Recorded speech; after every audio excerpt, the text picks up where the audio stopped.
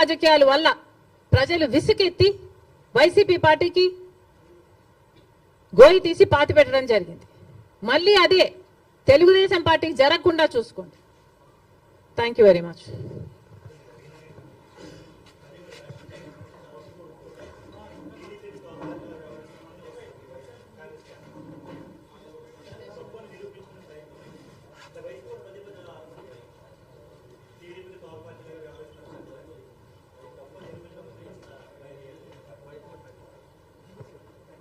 కాదమ్మా, కాంగ్రెస్ పార్టీ ఎవరికి తోక పార్టీగా మేము ఎవరికి ఎప్పుడు వ్యవహరించలేదు కదా. మీరు ఎట్లా నిరూపిస్తారు మేము తోక పార్టీ అని? నేను ఇన్ని ఉదాహరణలు ఇస్తున్నా కదా. జగన్మోహన్ రెడ్డి గారు బీజేపీకి ఎలా తోక పార్టీగా మారారు, ఎలా తోక పార్టీగా ఉన్నారు అని నేను ఇన్ని ఎగ్జాంపుల్స్ ఇచ్చా, ఇన్ని ఇన్స్టెన్సెస్ ఇచ్చా కదా.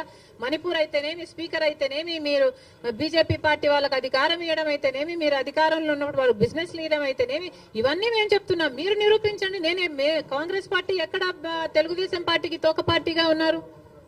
ఒక్క చోట అంటే ఒక్క చోట కూడా మేము బీజేపీ పార్టీకి కానీ, తెలుగుదేశం పార్టీకి కానీ, పవన్ కళ్యాణ్ పార్టీతో కానీ మాకు ఎటువంటి వైసీపీ పార్టీతో కూడా ఎటువంటి సంబంధాలు లేవు లేవు లేవు.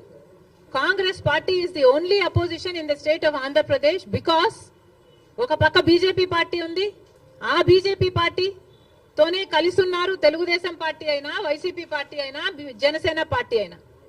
బీజేపీ పార్టీ ఆంధ్ర రాష్ట్రంలో ఈ రోజు వరకు కూడా రాజ్యం ఏలుతుంది. కారణం ఏమిటి అంటే బీజేపీకి అర్థం ఆంధ్రప్రదేశ్ లో బాబు, జగన్, పవన్ కాబట్టి. వీళ్ళలో ఏ ఒక్కరు అధికారంలో ఉన్నా బీజేపీ పార్టీ అధికారంలో ఉన్నట్టే. ఎందుకంటే బీజేపీ పార్టీతో వీళ్ళు పొత్తులు పెట్టుకున్న పార్టీలు. ఒకరు సక్రమంగా పెట్టుకుంటే ఇంకొకరు అక్రమంగా పెట్టుకున్న పార్టీలు, అంతే తేడా. ఒకరు బహిరంగంగా పెట్టుకుంటే ఇంకొకరు రహస్యంగా పెట్టుకున్నారు, అంతే తేడా. కానీ ఆ మొత్తం బీజేపీతోనే ఉన్నారు. జగన్మోహన్ రెడ్డి గారైనా, చంద్రబాబు గారైనా, జనసేన పవన్ కళ్యాణ్ గారైనా. ఒక్క కాంగ్రెస్ పార్టీ మాత్రమే ప్రజల పక్షాన నిలబడింది, ప్రతిపక్షంలో నిలబడిన పార్టీ ఈ రోజు ఆంధ్ర రాష్ట్రంలో.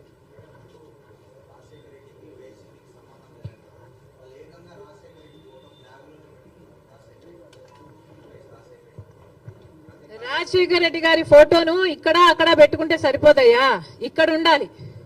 ఇక్కడ ఉంటే రాజశేఖర రెడ్డి గారి ఆశయాలు ఈరోజు నిలబడిండు.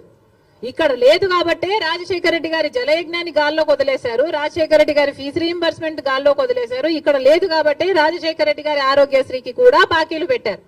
రాజశేఖర రెడ్డి గారు అంతగా చెప్పుకుంటున్నారు కదా. మరి రాజశేఖర రెడ్డి గారి వర్ధంతి మొన్న జరిగిందయ్యా, 75వ వర్ధంతి. ఏం చేశారో చెప్పండి. 75వ జయంతి మొన్న జరిగింది. 75వ జయంతి రాజశేఖర రెడ్డి గారు ఎంత గొప్పగా చేసి ఉండాలి. మరి ఏం చేశాడు జగన్మోహన్ రెడ్డి గారు 75వ జయంతి కోసం? ఇడుపులపాయకి వెళ్ళారు. అక్కడ 5 నిమిషాలంటే 5 నిమిషాలు కనీసం కూర్చోలేదు, నిలబడ్డారు. రాజశేఖర రెడ్డి గారికి తూతూ మంత్రం లాగా అక్కడ ఏదో నివాళులు అర్పించామని చెప్పుకున్నారు, అంతేనా? సొంత తండ్రి కదా, 75వ జయంతి చేయాల్సింది, అంతేనా? ఎందుకు సిద్ధం సభలని పెద్ద పెద్ద సభలు పెట్టారే మీరు?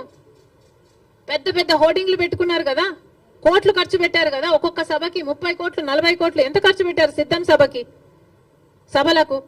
మరి రాజశేఖర రెడ్డి గారి కోసం ఒక సభ ఎందుకు పెట్టలేదు మీరు?